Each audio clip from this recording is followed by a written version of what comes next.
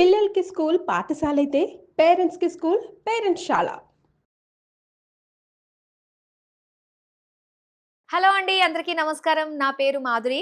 ప్రస్తుతం మనతో పాటు ఉన్నారు life coach, motivational speaker, psychologist and అలానే ఆస్ట్రాలజర్ హరి రఘుప్రియ గారు. హాయ్ అమ్మా, ఎలా ఉన్నారు? Hi, super fine Madhuri.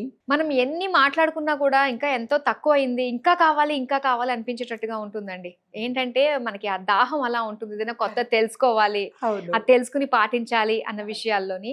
అలాంటిది ఏంటంటే ఈ రోజుల్లో మానవ సంబంధాలన్నీ కూడా ఆర్థిక సంబంధాలని చెప్పేసి స్పష్టంగా మనకు కనిపిస్తున్నాయి కదా. అయితే ఇప్పుడు పెళ్లి చేసుకుంటారు, ప్రేమించి పెళ్లి చేసుకుంటారండి. ఇంకా వాళ్ళ లైఫ్లో అబ్బాయి ఎంత బాగున్నారా బాబు అనిపిస్తూ ఉంటుంది. అలాంటిది ఇద్దరు కలిసి సంపాదించుకుని కలిసి ఎదిగి, నాకు బాగా తెలిసిన వాళ్ళకి ఇన్సిడెంట్ జరిగిందనమాట. వాళ్ళని నేను యాక్చువల్గా ఏంటంటే వాళ్ళు అనుభవిస్తున్న దాని నుంచి బయటకు తీసుకురాలేకపోతున్నాను, ఎందుకంటే నాకు అంత అనుభవం లేదు. నేను చెప్పినా నీకేం తెలుస్తుంది, ఒకళ్ళ ప్లేస్ లో ఉండి ఆలోచిస్తే ఆ ఫీల్ ఏంటో అర్థం అవుతుంది అని చెప్పేసి అంటూ ఉంటారు. సో అందుకే మీలాంటి వాళ్ళ దగ్గర పెడితే అసలు వాళ్ళకి ఎలాంటి న్యాయం జరగచ్చు అన్న విషయం తెలుసుకుందాం అనుకుంటున్నానండి. ఎందుకంటే ఈ టాపిక్ అనేది ప్రతి ఒక్కరిని కూడా రిలేట్ చేసినట్టుగానే ఉంటుంది. ప్రెసెంట్ సిచ్యువేషన్స్ లో ప్రతి ఒక్క ఫ్యామిలీ కూడా ఇలాంటి సఫర్ అవుతున్నారండి, ఇల్లీగల్ ఎఫైర్స్. అయితే అమ్మాయి అబ్బాయి పెళ్లి చేసుకుని ఒక 2-3 ఇయర్స్ చాలా హ్యాపీగా ఉన్నారు. ఆ అమ్మాయిని అతను అమ్మ బుజ్జి అనుకుంటూ చక్కగా పిలుచుకుంటూ, ఆ అమ్మాయి ఇంకా పొంగిపోయింది అనమాట. ఇలాంటి ప్రేమ నిజంగా మా అమ్మ వాళ్ళన్నా కూడా నాకు ఇలాంటి అబ్బాయిని ఇచ్చి ఉండరేమో, నాకు చాలా మంచి అదృష్టం దక్కింది అని. అది కట్ చేస్తే 3 ఇయర్స్ తర్వాత ఒక 1 ఇయర్గా ఆ అబ్బాయి వేరే అమ్మాయితోటి అఫైర్లో ఉన్నాడు. ఈ అబ్బాయి ఏర్పాటు చేసుకున్న వీళ్ళ సామ్రాజ్యాన్ని అంతటినీ కూడా ఈ అబ్బాయి ఆ అమ్మాయి చేతిలో పెట్టేశాడు. ఈ అమ్మాయిని దూరంగా పెట్టడం జరిగింది. సంవత్సరంగా ఆ పిల్ల ఒక్కతే పోరాడుతుంది. నీకేం తెలీదు, నువ్వేం పట్టించుకోకు అని చెప్పేసి ఆ అతను ఈ అమ్మాయిని అంటూ ఉన్నాడు.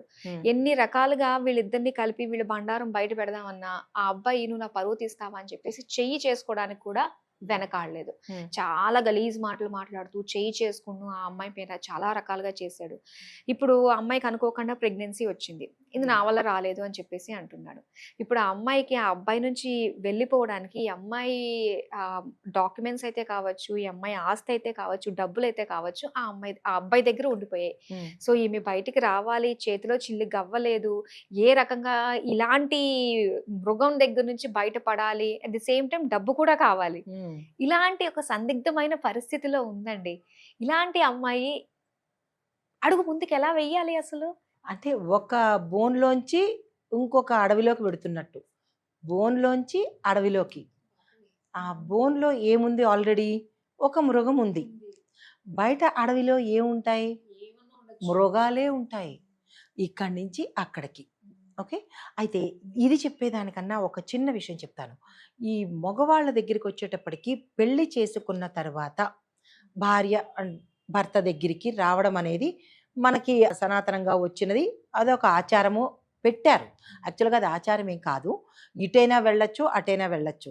కానీ ఇటు వస్తే ఏమని చెప్పారు? ఆ ఇల్లరికం అని చెప్పి పోట్లు పొడిస్తారు ఆ పిల్లవాడిని.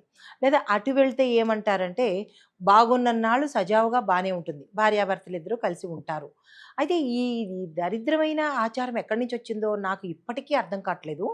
మీరు చెప్పింది చాలా కరెక్ట్ అమ్మా. ఏంటంటే పెళ్ళి అయ్యి ఒక 5 ఏళ్ళో 6 ఏళ్ళో 3 ఏళ్ళో లేదా ఏడాది లేదా 3 నెలలు అనుకుందాం, పెళ్ళి అయ్యింది ఇద్దరికి. పుట్టింటి దగ్గర నుంచి ఆడపిల్ల భర్త దగ్గరికి వెడుతుంది. మరి అక్కడికే వెళ్తుంది కానీ పక్కింటోడి దగ్గరికి వెళ్ళదు కదా. అక్కడికి వెళ్ళినప్పుడు సంప్రదాయబద్ధంగా పెళ్లి చేసుకున్నప్పుడు నలుగురిలోనూ పెళ్లి చేసుకున్నావు, లేదా గుళ్ళోనే పెళ్లి చేసుకున్నావు, తాళైతే కట్టావు కదా. కట్టిన తర్వాత 4 రోజులు ఉన్న తర్వాత లేదా ఒక నెల రోజులు ఉన్న తర్వాత ఇక్కడ ఎన్ని రోజులు ఉన్నా కానీ నువ్వు వెళ్ళిపో అనే హక్కు ఈ మగవాడికి ఎక్కడి నుంచి వచ్చింది? ఇది నా ఇల్లు, నువ్వు వెళ్ళిపో ఏంటి? ఇది చాలా చాలా నేను తీవ్రంగా ఖండిస్తున్నాను. ఇది కొత్తగా పెళ్ళైన దగ్గర నుంచి చచ్చే మగవాడి వరకు ఇదే అంటుంటారు. నువ్వు వెళ్ళిపో, బట్టలు తీసుకుని వెళ్ళిపో. ఏంటి వెళ్ళిపోవాలి? అలాంటప్పుడు ఎందుకు తెచ్చుకున్నావు అంటే ఇది ఆమె సొంత కొంప కాదా? మరి సొంత కొంప కానప్పుడు నువ్వు పెళ్ళి ఎందుకు చేసుకున్నావు?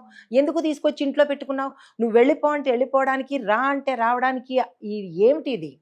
ఈ విషయం మగవాళ్ళని మాత్రం నేను చాలా చాలా గట్టిగా చెప్తున్నాను. మీరు ఏమనుకున్నా నాకు నష్టం లేదు, కానీ నీ ఇంట్లోంచి ఆడది ఎందుకు వెళ్ళిపోవాలి? నీ భార్య ఎందుకు వెళ్ళిపోవాలి? అంటే ఇంకొక ఆడది కనపడంగానే ఇది వెళ్ళిపోవాలా? ఎందుకు వెళ్ళిపోవాలి? ఆ ఆడది ఎన్నాళ్ళు ఉంటుంది? అదే నిన్ను బయటకేసి నీ ఆస్తి తీసుకుని నిన్ను బయటకేస్తే ఎక్కడికి పోతావురా? అదే జరిగేది వాళ్ళకి. ఎక్కడికి పోతావు? అది తప్పు కాదు అసలు. అది ఈ విషయంలో చట్టాలు ఈ విషయంలో చేయండి. ఇల్లీగల్ని లీగల్ చేసేసి పెంట పియ్య కలిపేయడం కాదు. ఈ విషయంలో ఆడదానికి న్యాయం చేయండి. ఆ న్యాయము చేయలేకపోవడం వల్లే న్యాయం చేయండి అని మళ్ళీ ఈ ఆడపిల్ల అక్కడికి వెళ్ళింది అనుకోండి, వాళ్ళు వంకరగా చూడడము, ఏమో నీది తప్పేమో వాడిదే తప్పేమో ఏమీ తెలియకుండా నిందలేసేస్తుంటారు. నిజమే మీరు అన్నట్టు ఇప్పుడు వెళ్ళిపోనే హక్కు అతనికి లేదు. ఈ పరంగా వాళ్ళు ఏం చేయాలంటే వాళ్ళ పెద్దవాళ్ళు కల్పించుకోవాలి. వాళ్ళ పెద్దవాళ్ళు లేరు లేదంటే అవకాశం లేదు అని అనుకున్నప్పుడు దీన్ని చట్టంలో పెట్టండి అని ప్రతి న్యాయవాదికి నేను చెప్తున్నాను. ఈ ముఖంగా చెప్తున్నాను. దీన్ని కూడా మీరు అంశంలోకి చేర్చండి. ఆడవాళ్ళకి న్యాయం చేయండి. ఈ భర్త అనే హక్కు లేదు. పెళ్లి చేసుకున్న తర్వాత వెళ్ళిపోతే వాడు వెళ్ళిపోమనండి. ఇల్లు మొత్తం అంతా ఇతనికి ఇచ్చేసి అమ్మాయికి ఇచ్చేసి వాడిని వెళ్ళిపోమనండి. వెళ్ళిపోవడాలు ఏంటి అసలైనా నాకు అర్థం కాదు. వేరే దాన్ని తీసుకొచ్చేసి అది ఎన్నాళ్ళు ఉంటుంది, వేరే దాన్ని తీసుకొచ్చేసి వెళ్ళిపో అంటే ఈ పిల్ల ఎక్కడికి వెళ్ళాలి? అలా వెళ్ళిపో అని అన్నప్పుడు నీ ఆస్తిలో సగం ఇచ్చేసి పంపించు. అది నీ ఆస్తిలో సగము అందరెదురకుండా రాసి ఆ పత్రాలతో ఆ అమ్మాయి ఏమి తెచ్చుకుందో అనా పైసలు పెళ్లి చేసినప్పుడు కట్నం ఇస్తారు, బట్టలు ఇస్తారు, ఇంకా ఏవేవో ఇస్తూ ఉంటారు కదా. ఆ ఇచ్చిన చీపురు చాటాతో సహా ఆమెకి ఇచ్చేసి నువ్వు మరి ఇన్నాళ్ళు నీ ఇంటి పేరు మార్చుకున్నావు, ఆధార్ కార్డు మార్చుకున్నావు, ఆ అమ్మాయిని ఆ అమ్మాయిలాగా పంపించరా? ఇందు మూలంగా నేను రానే అంటున్నాను. మీరు ఏమన్నా అనుకోండి, ఎంత బాధ ఆడవాళ్ళకి ఈ బాధ తెలిసినా నీ ఇంటి పేరు మార్చేశావు, ఆ అమ్మాయిని అమ్మాయిగా తీసుకొచ్చి నువ్వు భార్యగా చేసుకున్న తర్వాత అలా పంపించు, అప్పుడు నీకు హక్కు ఉంటుంది. అలా పంపించగలవా? లేదు. అలా పంపించగలిగినాడే నీకు ఆ హక్కు ఉంటుంది. మరి ఎలా పంపించేస్తావు అంటే మామూలుగా బొమ్మలా ఉంది కదా అని చెప్పేసి బట్టలు తీసుకుని వెళ్ళిపో అని చెప్పేసి వెళ్ళకపోతేనేమో బెదిరించేసి ఏంటిది? చాలా తప్పైన విషయము. చట్టాలు కానీ కోర్టు కానీ నేను ఇందు మూలకంగా చెప్తున్నాను. ఈ విషయంలో ఆ అమ్మాయి వచ్చి కోర్టు గుమ్మం కానీ ఆ కోర్టు గుమ్మాలు కూడా వెళ్ళడానికి అవకాశం లేదు. డబ్బులు ఇస్తేనే లాయర్లు చూస్తామంటున్నారు. ఈ పిల్లకి కట్టుబట్టలతో వెళ్ళినప్పుడు డబ్బులు ఎక్కడి నుంచి వస్తాయి? ఈ పిల్లకి కోర్టు వరకు వెళ్ళిన తర్వాత ఇవి ఎన్ని రోజులకి ఇది అవుతుందో కూడా తెలియదు. ఇది తక్షణ చర్యగా తీసుకోవాలి. అలా అన్న వెంటనే ఫోన్ కాల్తో స్పందించి ఈ పిల్ల నా భర్త ఇలాగ వెళ్ళిపోమ్మంటున్నాడు కట్టుబట్టలతో అని ఫోన్ కాల్తో స్పందించి వెంటనే ప్రభుత్వం కానీ ఆ చుట్టుపక్కల వాళ్ళు కానీ స్పందించి ఆ పిల్లకి గుమ్మల్లోనే న్యాయం జరగాలి. ఆ న్యాయం కూడా వెళ్ళిపోమ్మన్న భర్త తాలూకా అప్పటి వరకు ఎంత ఆస్తులు ఉన్నాయో. కొంతమంది ఏం చేస్తుంటారంటే అబే నా దగ్గర ఏం ఆస్తులు ఉన్నాయి, ఉండడానికి 100 కోట్లు 1000 కోట్లు ఉంటాయి, కానీ అబే నేనేం వ్యాపారం చేస్తున్నానా, నాకు ఏమైనా ఉద్యోగం ఉందా, నా పేరున ఏమీ లేదు. ఆ పేర్లన్నీ ఆస్తులన్నీ అందరి పేర్ల సర్దేస్తాడు. ఇతని పేరు మీద ఏమీ లేదు, కానీ ఇన్నాళ్ళ నుంచి బికారిగానే ఉన్నాడా? అప్పుడు ఏం చెయ్యాలంటే సదరు పెద్దలు కానీ కోర్టు కానీ న్యాయం కానీ హ్యూమన్ రైట్స్ కానీ ఏదైనా సరే ఆ అమ్మాయిని బయటే నిలబెట్టండి, పర్వాలేదు. పొద్దు నుంచి రాత్రి వరకు కాదు, మరో 2 రోజులైనా బయటే కూర్చుంటుంది, నష్టమేమీ లేదు. అప్పుడు ఈ తనిఖీలు చేయండి. ఈయన ఎంత సంపాదించాడు, ఏ రకంగా సంపాదించాడు, ఇతని ఆస్తులు ఏమిటి.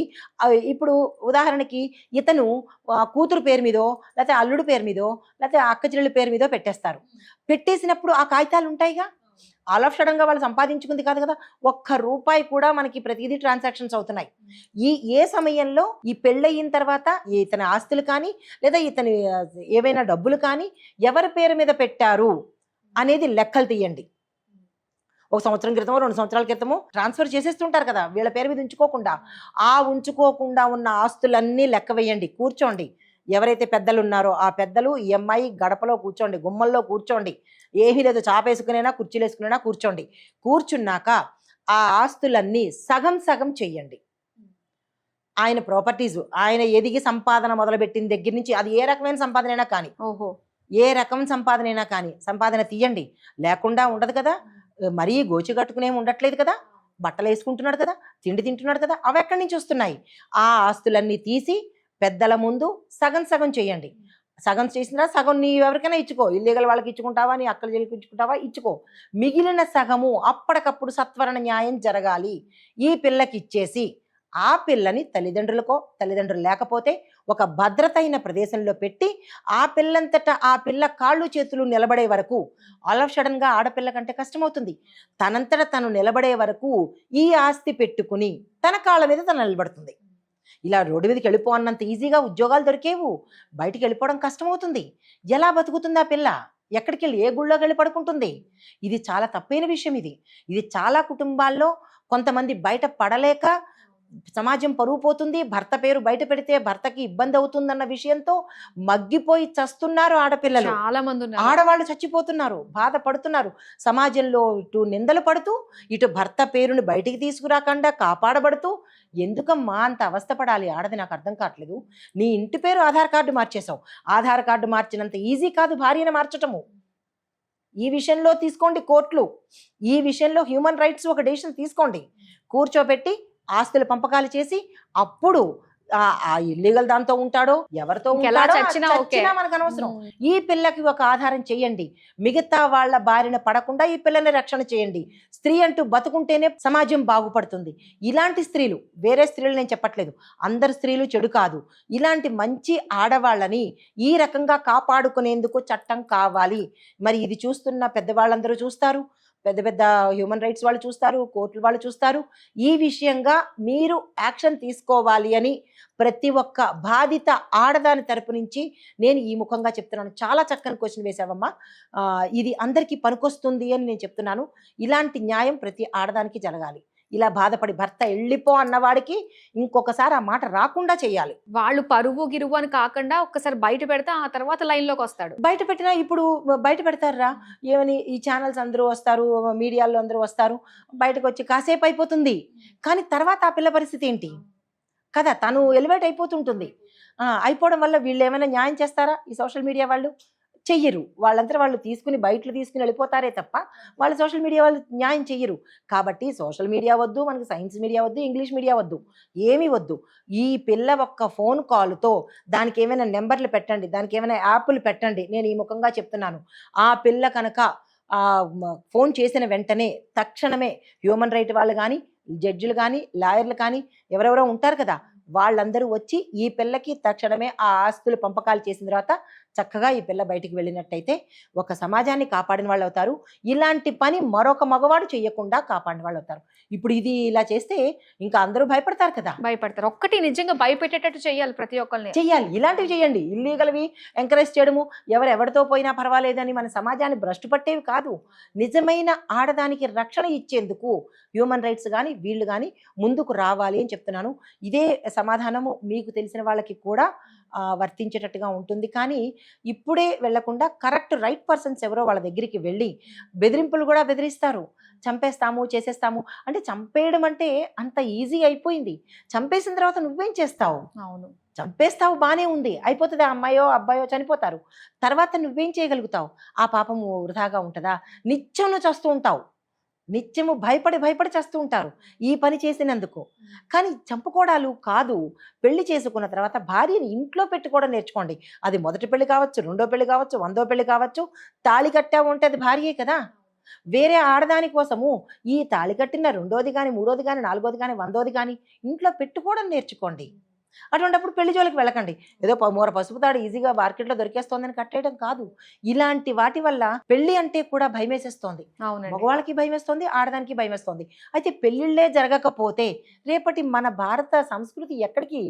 మనకి మార్గం ఏది? రీప్రొడక్షన్ ఏది? రేపటి నాడు చెప్పుకోవడానికి ఏమి ఉండరు, ఎవ్వరూ ఉండరు. ఈ పెద్ద తలకాయలు వెళ్ళిపోతాయి. మరి తర్వాత జనరేషన్ ఏది? మనకి జనరేషన్ లేకపోతే పాపులేషన్ ఏది? కాబట్టి ఈ వైరస్ని, కరోనాని ఎలాగైతే వ్యాక్సిన్తో ఎలా చేశామో ఈ వైరస్ని ఇందుముఖంగా చెప్పేది ఇక్కడి నుంచే కట్ చేయండి. వీళ్ళకంటూ వీళ్ళకి సెపరేట్ సెల్ పెట్టండి. అబద్ధంగా అయితే ఏ ఆడది చెయ్యదు కదా, అంతలా బయటకు రాదు. ఓపెన్ గా అవ్వలేదు కదా. ఇందుకు భయపడి చాలా మంది ఆడవాళ్ళు ఆగిపోతున్నారు. భర్త పేరు చెప్పడానికి భయపడుతున్నారు, ఆయన ప్రొఫెషన్ చెప్పడానికి భయపడుతున్నారు. ఇలాగని తనంతట తాను బతకాలి అంటే ఒక 5-6 సంవత్సరాలు పడుతుంది, అంతే కదా. పుట్టిండ్లు వాళ్ళు ఉండరు, వేరే చోటికి వెళ్ళడానికి లేదు, మళ్ళా మృగాలే ఉంటాయి ఎక్కడికి వెళ్ళినా. మరి ఎక్కడికి వెళ్ళిపోతుంది ఆడది? కాబట్టి తక్షణమే ఇది విన్న వాళ్ళు కానీ, ఇది చూస్తున్న వాళ్ళు కానీ ఎవరైనా అధికారులు ఉంటే స్పందించాలి, ఆడదానికి న్యాయం చేయాలి అని చెప్తున్నాను. నన్ను చాలా మంచి విషయాలు షేర్ చేసినందుకు థ్యాంక్ యూ సో మచ్ అండి. థ్యాంక్ యూ నన్న.